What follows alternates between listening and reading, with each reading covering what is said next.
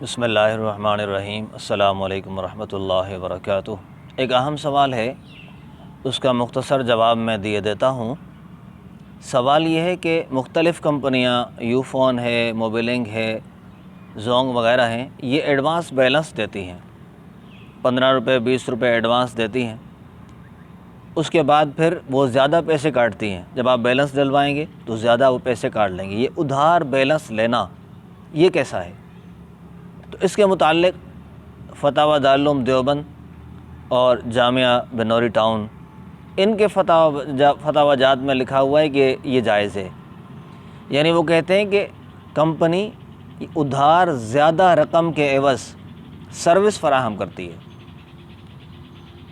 پیسے آپ کے ہاتھ میں نہیں دے رہی، بلکہ وہ سروس فراہم کر رہی ہے،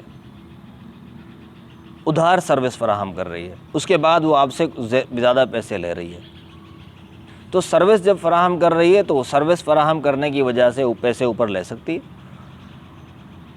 لیکن پھر بھی لکھا ہے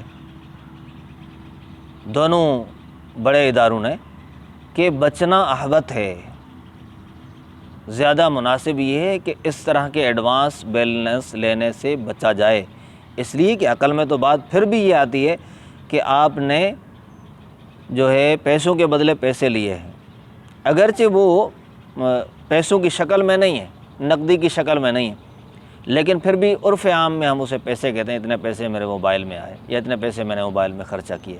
تو ان چیزوں کو مد نظر رکھتے ہوئے علماء فرماتے ہیں بچنا اولا ہے، لیکن بالکل یوں کہنا کہ یہ سود ہے یہ بھی غلط ہے۔